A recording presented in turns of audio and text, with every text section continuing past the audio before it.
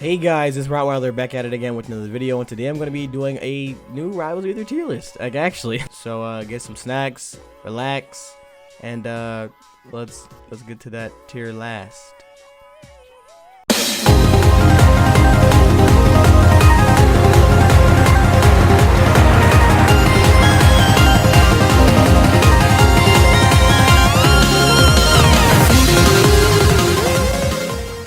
Okay, so before I actually get into this video, I have to bring up one crazy take, right? Every Rivals Aether character is kind of similar in the sense that when you hit somebody, you're either going to look for like 70% or you're going to kill them. Every character in the game can do that to you. How they do it is different.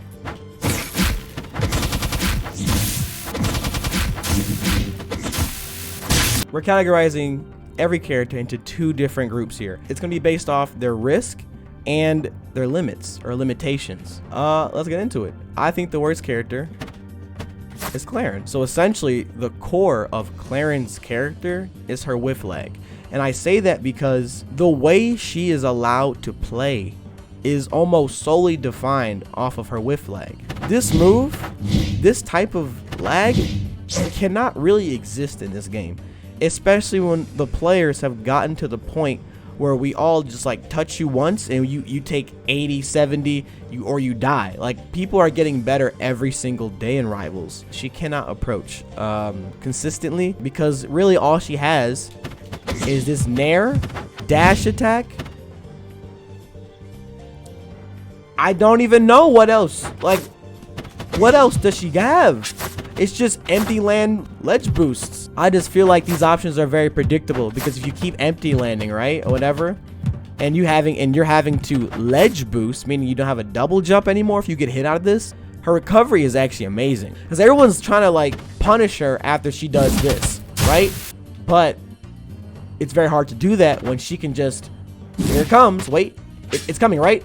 No, and then she can like do it later. Like, you never know when it's coming. But the problem is, as she takes more and more percent, she can't delay it as long because to get to the wall, you have to use your air dodge, your double jump, and now you get like this very limited amount of timing mix-ups, and you only have one option left that's going to get you above the ledge, which is up B. So it's like you become very predictable as you lose your double jump and your air dodge, where some characters don't care nearly as much, like Absa. She definitely is the most limited and the highest risk, in my opinion. Next on my tier list, I have Hodan. So like Clairen, Hodan has a very hard time approaching.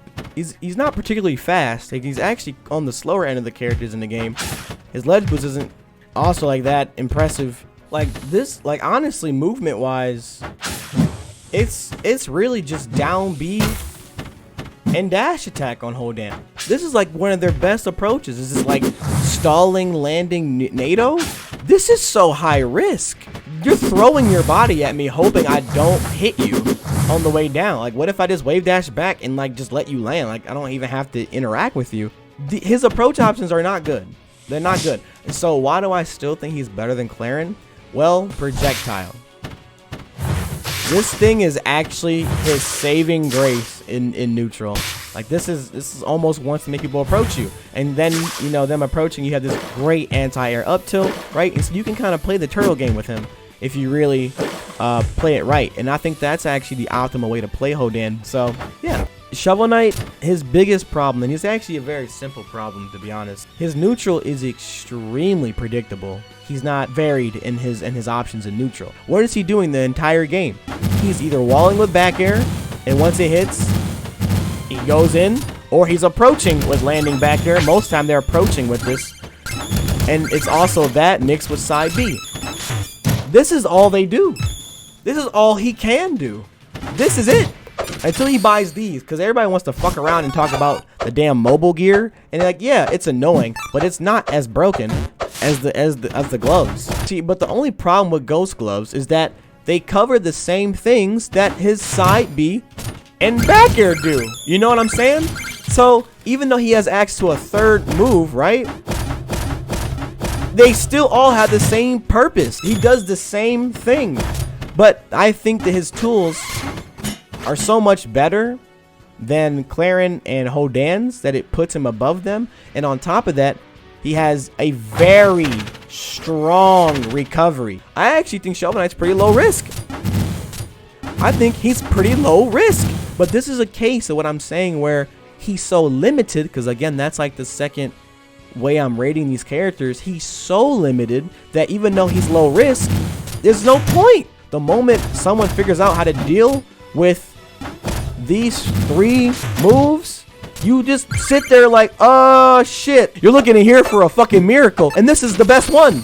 There was a time in this game where Etalus was easily the most low risk character in the entire game, because back in the day, this dash attack, it used to beat projectiles. So he could literally go through anything in the game. Oh, Zetterburn Fireball? Go through that. Kragg Rock? No. Like, and with this strategy right here alone, he used to make you feel like there was nothing you could do to him. He still wants to actually play this whip punish game where he just empty moves or whatever, right? Now he uses a lot more forward tilts in neutral. So in terms of risk, he's still one of the lowest risk characters in the game. And I also think there's no character in the game that edge guards better than him. But in the limitations department, Etalus is quite limited. His landing options have been terrible since his release. All he really has to land is Nair, Falling Fair, and God help you if you have to use side B. You're going to be trading a lot because your hurt box is so big, right? So you're going to be at these higher percents quite often, which makes this fair thing not as good as it really should be, in my opinion. The problem with this Nair is actually his Nair would be perfect as a landing option. It looks pretty big. Like that's pretty good. Pretty good disjoint in front of his body or up below his body, right? If you're landing, right? So what's the problem? Well, give it a couple more frames. Oh, this is a lot smaller. This is a lot smaller. You're gonna end up trading a lot. The last thing that makes Etalus very limited is that we're playing a platform fighting game. He has the worst options in the game to stop people from camping him. And that's a problem because the only thing he really has that would just cleanly hit you up there is this. And again, if they parry that, you just go into disadvantage. It's almost like Little Mac in that sense, where it's like, wow, you're really broken on the ground. Come down here, box with me. Like that's literally what it feels like to play Etalus sometimes, is like you're playing Little Mac. Now, Mollo's next on my tier list, and I gotta say, I didn't think I'd ever have him this low when he first came out, because Bat was stupid, Big Bomb was stupid, his face was stupid, his tilts were stupid, his run speed was stupid.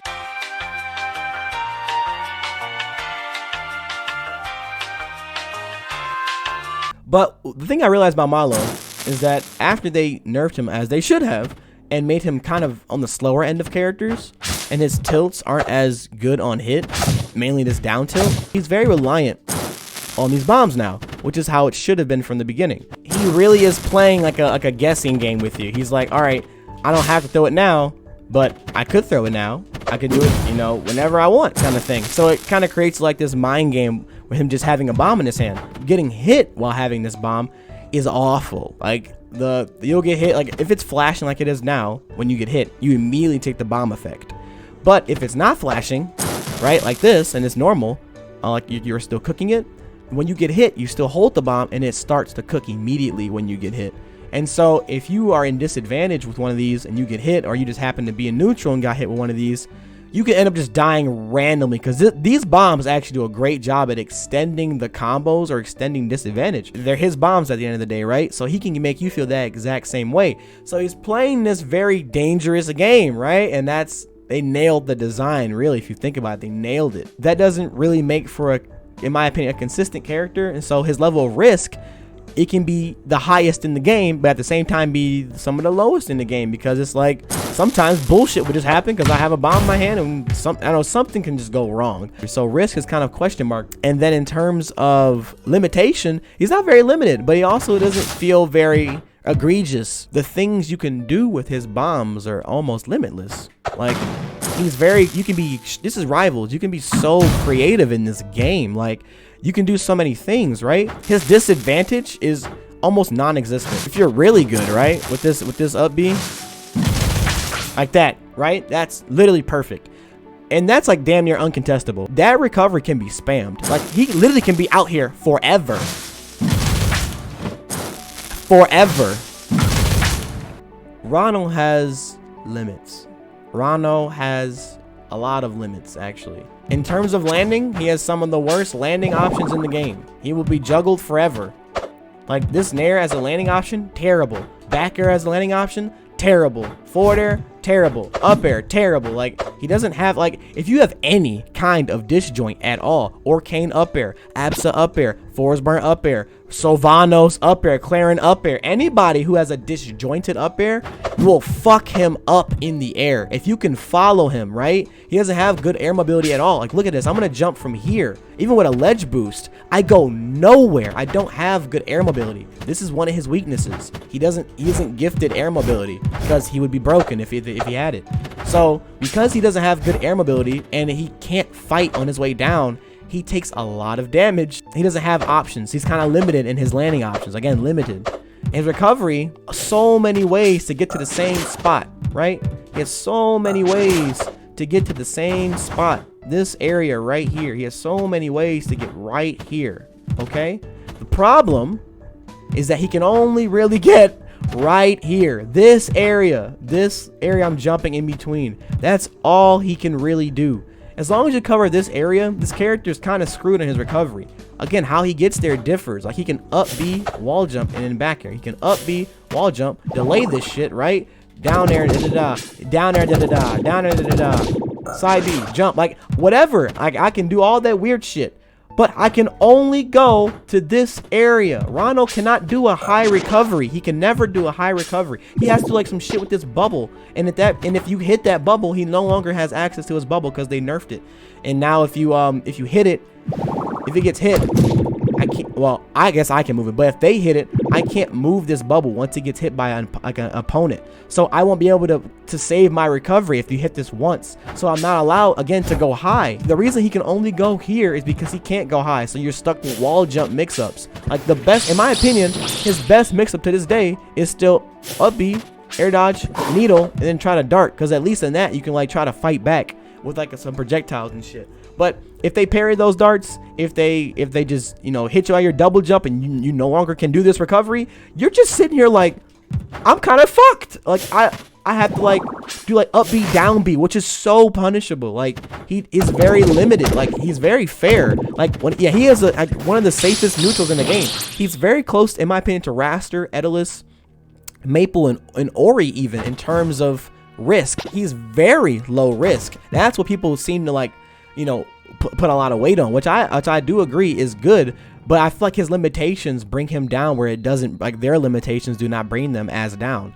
So yeah, he's no risk, right? But Wrastor's not gonna have a problem fucking dealing with, you know, landing options. Wrastor has motherfucking multiple jumps. You can't do that as Ranno. That's why Durai made up this tech here. He's trying to disguise his character's like recovery. Like, he can only go here. How does he get there? I'm gonna stall you first and wait. But he again can only get here. This is all he's got. This one move is his only bullshit move. The only thing you have to look out for, the only thing, is this one fair. And Dacus. Hold on. And Dacus. If you remember, he has Dacus, and you remember to watch out for fair when you're off stage, he will never hit you with fair, and he will never kill you at 50. Like, if you play around just this fair, his kill option becomes so much worse. Him bullshitting you is almost impossible. So Orcane, I think, is the most underrated character in the entire game. Orcane is very low risk, and it's all because of his approach being tied to this droplet. This droplet is probably the best approaching projectile in the game outside of Slipstream. Like, if it hits, cool. I'm gonna get like a follow-up if I don't suck. Like that. I get a free thing. And if it gets parried, hold on. I don't go under parry stun. So it's like, I lost nothing. And in that instance, it didn't even hit me. So I could just keep running. I could jump away. I could do whatever. So in terms of approaching, he has zero risk. Throwing that out does nothing. I can do this and just wait. The most lagless tilt in the game. And here's something I'm going to talk about later. Actually, probably the next couple characters. But jabs are some of the best moves in the entire game of Rivals of Aether, because they are the only moves in the game where you can get parried. There we go. The only moves in the game, for the most part, that you can have parried and have zero repercussion, except for the fact you not have to fucking book it, because they're invincible. But there's zero commitment. Look at that hitbox. This move almost anti-airs. People literally try to jump away from Orcane when he's super close on top of them, and they just get clipped by his jabs. And then these jabs are so massive that he literally combos into like all his tilts for free. You can't even tech these jabs. These jabs are untechable. So it's like the fact that these gigantic hitbox moves on a character this small has this much range and is that safe is incredible. Like, this character, because he has like the most lagless tilt in the game, this character cannot fuck up tech chases. Alright, so here's the idea. I'm Orcane, right? I'm gonna dash tech this Kragg, and then after that I'm gonna read a tech in place, right? And then let's see what happens. You see that? You see how my down tilt had so little lag that I still could get the tech chase? That's what I'm talking about. So he's very low risk in his tech chasing. It's with this down tilt, it's so low risk. You can whiff this and be like, oh, you're still over there, and I can just get my hit. Like, you can condition people to not want to be on the ground versus Orcane because his short hop aerial approach droplet is so powerful that they're gonna start wanting to jump, and that's what makes Orcane good, because when they start jumping, you can start catching landings with this forward air and this down B, and this is like a hell of a move to get out of and how to deal with, to be honest. And Orcane is the best. And speaking again, no risk. This is the best ledge trap move or character in all of Rivals of Aether. This is, talk about low risk. This move is riskless. What do most characters do versus this? To be honest, like, this move is broken. Zero risk. So he's so low risk in so many aspects. He has some of the low risk edge guarding in the game because he can just teleport whenever he gets, you know, out of resources. So like, if he wants to stay out here with you, he really can. And then his back air is racist. Kragg is the most well-rounded character in the game. Great aerials, broken boxing tools, one of the best edge guarders in the game. Great projectile, one of the best projectiles. Can throw it like this, can break it into shards, right? He can change the angle it goes. He can break cancel off it, meaning he can do an attack and then laglessly do something else after, like that. Like, he is, like, again, in terms of limitation, he is probably one of the most limitless characters in the game.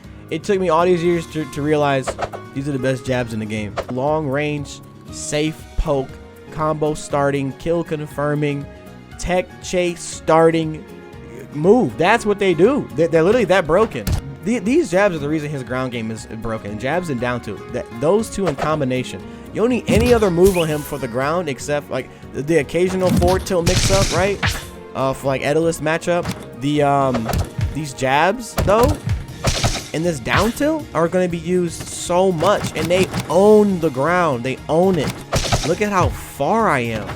Like, that means like you can't even, like, if you, like, a lot of characters in this game have like ways to set up, like Etalus puts on armor, Kragg pulls out rock, but Sylvanos can like say no to that from so far away. Like, he's like, no, stop it. Like, no, you don't get to do that. Like, I own the ground. My recovery is broken. Like people get mixed so heavy. I used to think that Sylvanos had the same problem Etalus had, which was plat camping. Like, if you go on a plat versus Sylvanos and just like keep up there, and he has to commit to this laggy up air, this laggy and slow forward air, right? You'd be like, oh shit, he gets plat camped. No, he does not. And that's all because of this move. That you do not get plat camped when you have a move this broken.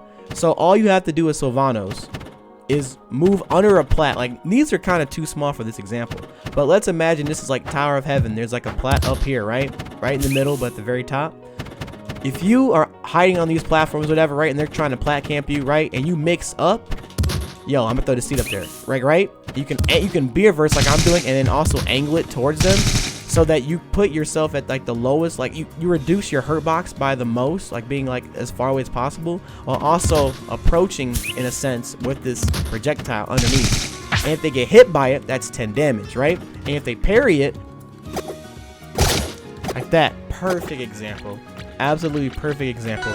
Like, you can mix up so much. You don't have to always commit to like this crazy laggy aerial, right? This neutral beat saves him so much in the plat camp matchups. So he doesn't actually, he's not limited in terms of like the same way Etalus is when it comes to being plat camp. It's not, because that move exists. And not only that, but if they want to like jump to the plats, right? This is why I say Howl is one of the best moves in the entire game. Howl is one of the best moves when used correctly, because if you anticipate someone jumping to like this plat, like let's say you anticipate this Olympia over here, right, going to jump to that platform to start plat camping you, and you preemptively Howl, and they jump up there and get hit, right?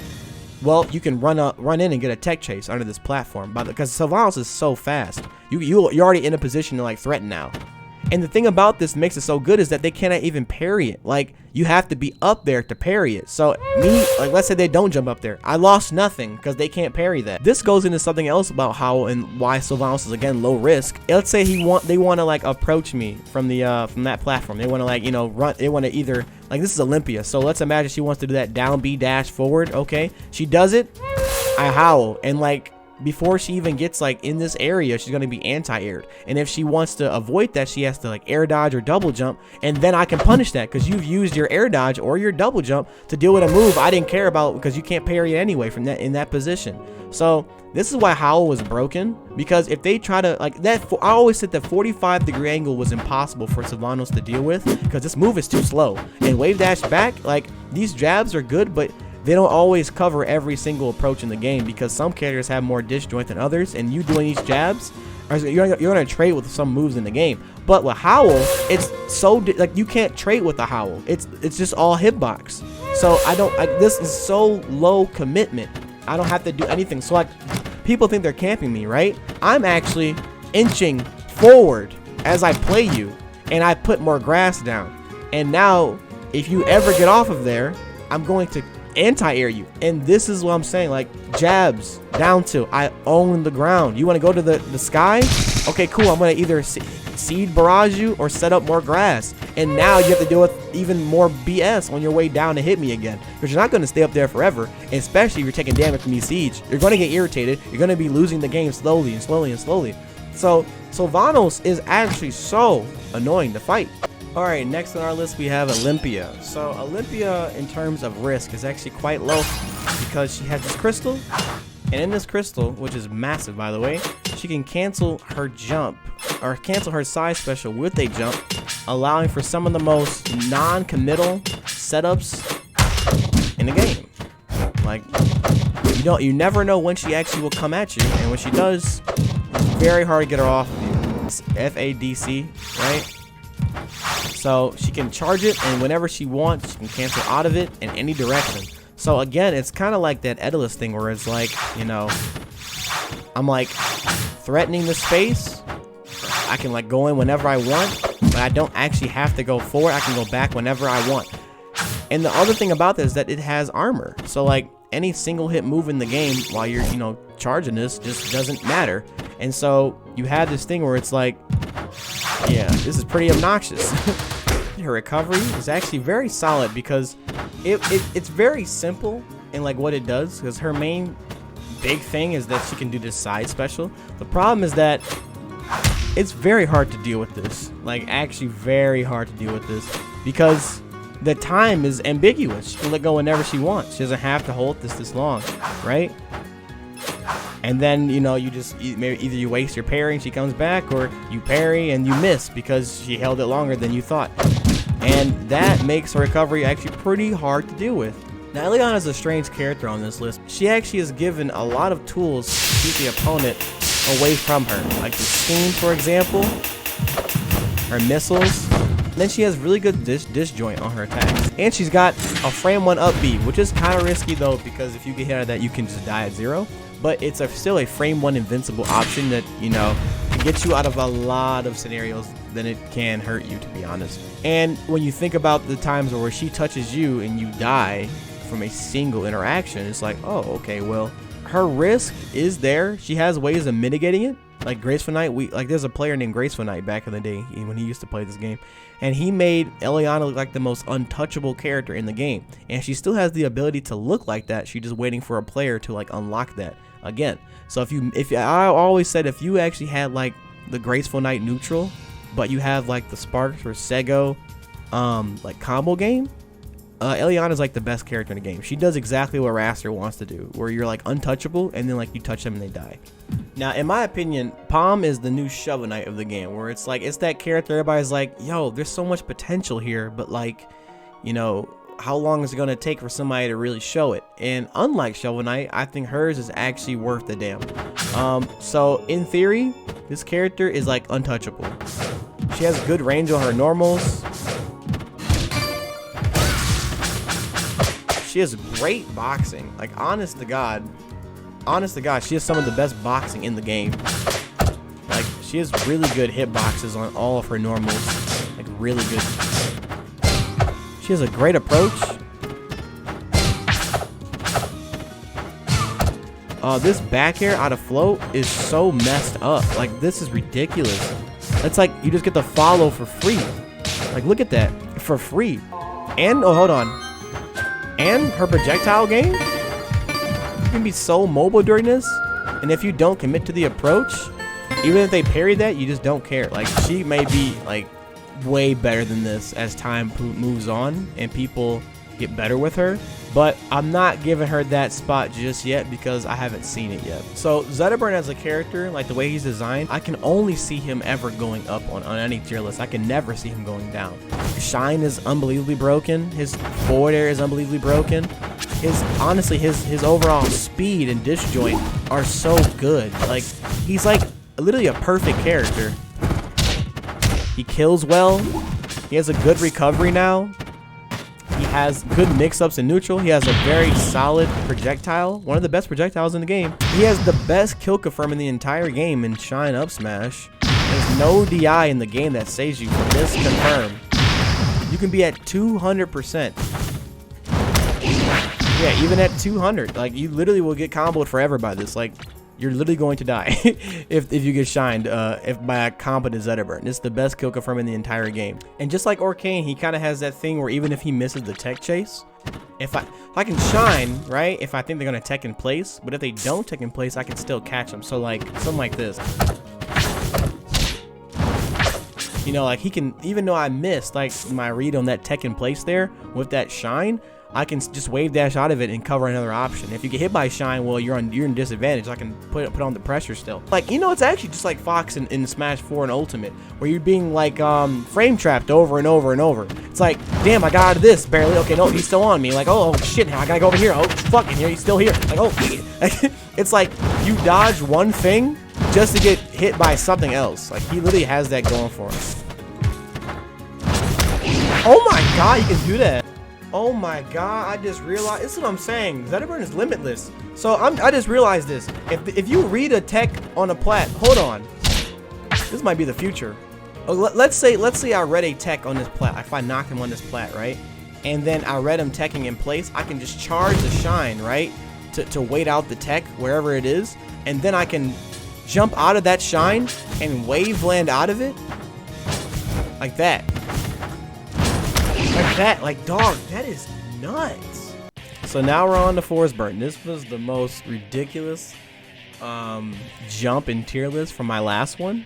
But yeah, the meta has changed a lot. A lot of buffs have happened also throughout that time. And honestly, there are things about this character I didn't value as much because there just weren't people abusing certain things with him. But yeah, this character is actually kind of nuts. Like Zetterburn, he doesn't really have like a solid weakness. Like, his recovery's good now. He's got so many mix-ups with who is who and where is he at and where is he gonna come from. Like, you know, there's so many mix-ups on his recovery now. This is what I'm talking about. Again, like, why is Forsburn's neutral so good? Well, for one, it's these jabs. Disjointed long-range jabs. It's like Sylvanos. Same reason Sylvanos is so good in neutral. These jabs, right? These jabs are insane. And again, it's safe on parry, so it's like you don't care. It's very low commitment, And if it ever DI in, down tilt back air is like a classic Forsburn kill. Look at the hitbox on his jab. It hits well inside of his model, so even if he doesn't space this properly and you end up like inside of his character model, you'll still be hit. And last but not least, the thing that really kept this character down for me for so long was I said that his approach was very predictable. But here are the two things Forsburns have changed over the years that have made his approach actually good now. And smoke. He's not supposed to be a rush down character in the same way Zetterburn is or Maypul is, right? He's supposed to be hiding himself, and he's supposed to work his way in slowly. He's an assassin. He's literally a rogue archetype. Using smoke to really disguise where you are on the stage, right? And then mixing that with this clone, because this is actually such a powerful mix-up. Because like I used to think it was like, you know, just a meme or just annoying, but it's actually so powerful because everyone wants to like ignore this clone, right? Because they know it's a clone. Like Forsburn's not gonna come out here and hit me, right? So they usually like just run in there or whatever. But actually, that could be you, and you could just down smash randomly and get random openings out of nowhere. And not only that, if they try to parry that clone, like they hit parry, you can wait for it and then punish the parry like that. Not only that, you can just start poking at them with this and conditioning them with the clone pop. So it's like they're just eating damage. Like you have free this projectile is just free, and then whenever you're comfortable, you can run out of the smoke because they don't know where you're at. So his approach is actually very open-ended. Does not have a linear approach at all. Actually, using this smoke, using this clone, like you can follow the clone. You know what I'm saying? Like there's so many ways to get yourself in there, right? Like, I think, yeah, Forsburn's hurt box is extremely similar to Wrastor's, if not damn near exactly the same. So he's very skinny, so it's hard to actually hit him. He's very like, mobile on platforms, so committing to him is actually kind of difficult at times, you know what I'm saying? And also, Forsburn has some of the best ledge trapping in the game. Back air and his down air are very potent at the ledge, like very. And then this clone is also very strong at the ledge. Like you can literally start ledge trapping people like this, right? And I could have got a down air off of it. And this move is broken. This is the best down smash in the entire game. I don't care anyone tells me. This is the best down smash. It's the fastest down smash that it's not the fastest, but it's one of the fastest down smash, like top 3 down smash in terms of speed. And then it has the biggest hitbox for the speed it has out of the 3. It even anti-airs a bit. Let me see. Yeah, even anti-air, like the Absa wasn't even on the ground yet, right? So it kind of even anti-air, so if you try to jump away from this on a plat, it can still catch you, right? It's so hard to DI it because this move has always been hard to DI, but they upped the knockback on it now, so now it's even harder to DI, and it kills you so much earlier now. So this move is absolutely cracked now. Like, this move is insane. This is a broken move. It's like, as Zetterburn gets more technical, like in terms of improvement, Forsburn gets more creative in his improvement, which is a very healthy change. I like that. Now, Absa's in a weird spot. She is one of the lowest risk characters in the entire game, but she is limited in terms of her output. Absa's character is designed to oppress you in a lot of senses, like put you in very messed up situations. It's kind of like you don't want to be anywhere between her and her cloud, or you don't want to be on the opposite end of her and her cloud. Like if the cloud's between you and her, it's very hard to deal with her, especially when she has this cloud in this vertical sense. Like up here, it's very hard to hit her. So she actually just has a lot of situations where you can't really do anything to her. Like she has like a lot of safety because of her airspeed, her neutral special options, and her range on F tilt. It's like you're gonna have to approach me at some point. You know what I'm saying? Amazing forward tilt. Like her, it's funny, her weakness is supposed to be that she's slow, but long ago they actually buffed her dash or wave dash to be this fast. It did not used to be this fast. So because she doesn't have that weakness, or she's supposed to be slow, that's supposed to be her weakness, that and she's light. Because she doesn't have that slowness on the ground as well as being light, she actually gets around a lot of things in this game. Like she has a great tech chase option. And let's try out. Like she literally will be on your ass because she has a fast wave dash. She's really fast on the ground. So she doesn't lose out on what a lot of characters have because of some kind of weak ground movement, right? Because she's floaty and light, she dies off the top pretty easily.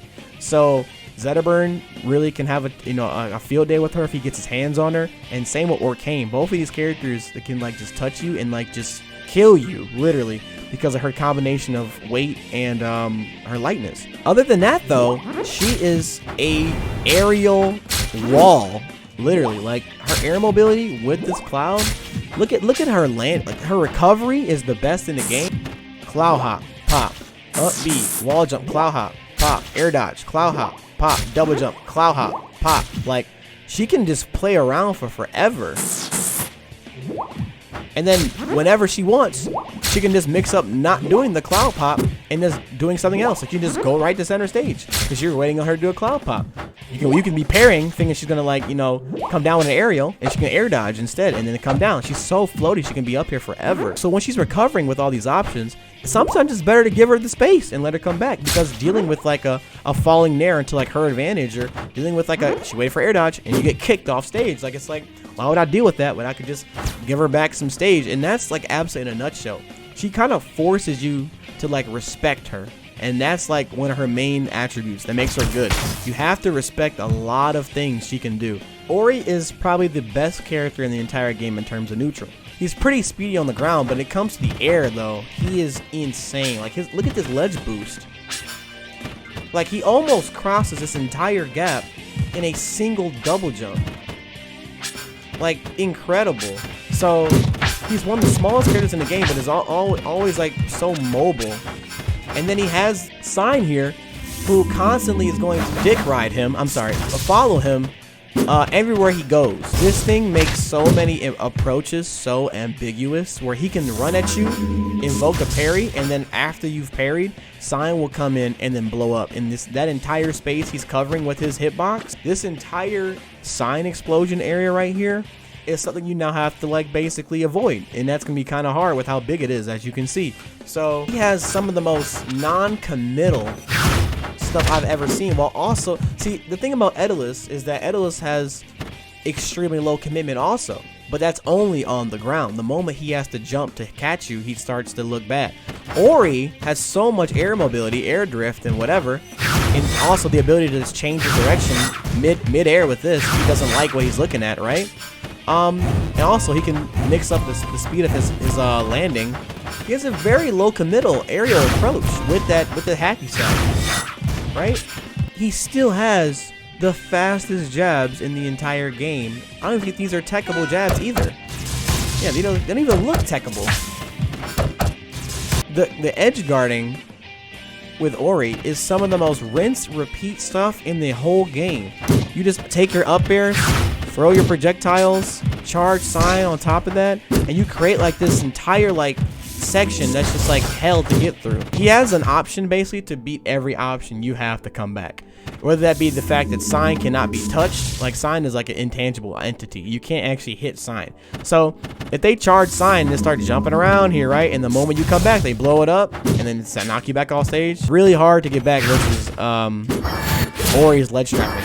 And then this F smash is almost spammable. The only thing that's bad about Ori is the fact that he doesn't have like the level of combo game that the two above him have, and two, his recovery is really bad. It's funny because Ori's neutral is so oppressive that even with a bad recovery, he's still this high up, because that's just how oppressive his neutral really is. So outside of Wrastor and Slipstream, Maypul is the fastest character in the entire game of Rivals of Aether. Her weaknesses are supposed to be that she has really bad air mobility and her recovery is supposed to be bad, but both of those things don't actually play out in the game too well, because she has this up air, right? Like you can just go above. Like look at how far she can go. Like it's insane. You can mix that up with her specials from the ledge. This back air is so broken. She has a wall clean to mix up timing also. Because she has like this double jump up air, if you knock her super far high off stage, she can just air dodge up, double jump up air above the blast zone, and then up B and then fall down and then ledge cancel it. Like that. Literally just like that. So it's like, it feels like her recovery should be bad, but she has so many ways to like mix you on like the way she gets back, right? It's like, what exactly is the problem here, right? And then even if she doesn't have any of that going on for, like, let's say none of this works, right? At the end of the day, her last resort is still this. Like, that's her last resort. Your last resort is a teleport. Her first combo does like 70-80% to you, and then she marks you at the end of it. And then the next time Maypul touches you, she has these 2-step and sometimes even just 1-hit like touch of death like interaction with you. She can just finish you off so effortlessly after she's already done her combo, and then you have to approach her through this thing now, and it's like, this is ridiculous. You come back at 0, you try to approach her, it fails because she's so fucking mobile and has that little lily on the ground, and then she touches you first clean, and then you take 80, and then you end up marked, and then next time she touches you yet again, you just die. So it's like, she's so unfair in that sense, where it's like her output is outrageous, and where are her huge weaknesses to really cover that? Finally, we have the most broken character in the entire game, Wrastor. The king of no commitment, plays like a faster Etalus. He literally can do that. He literally is the fastest character in the entire game, and so he creates whiff punish opportunities where other characters cannot. Him doing something as simple as wave dashing back and forth is so threatening compared to any other character, because not only can he whiff punish you better than any other character, but he also can kill you easier than every other character in the game. Essentially, Wrastor is the safest character in the game by using his multiple jumps, move speed, and slipstream interrupt as a way to always get in whenever he feels like it and set the pace of the game to whatever speed he wants it to be. You play his game almost always.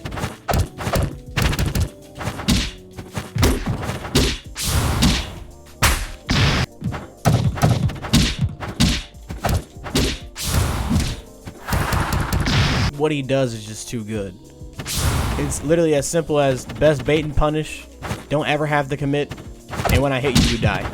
Ooh, I'm gonna have to do so much editing. This is like at least 4 hours of actual recording. But yeah, guys, that's my Wild Z the Tier List. You guys have a good one, and it's been Right Wilder. Peace out. Bye. Yeah, I'm doing better. Money going up, bought new leather. Got the overheat like, man, what's the weather? Wanna forward air, that cheese, that cheddar. Fire on fire, that's setter on setter. Ha, hey, yeah, ho, Hodan in this.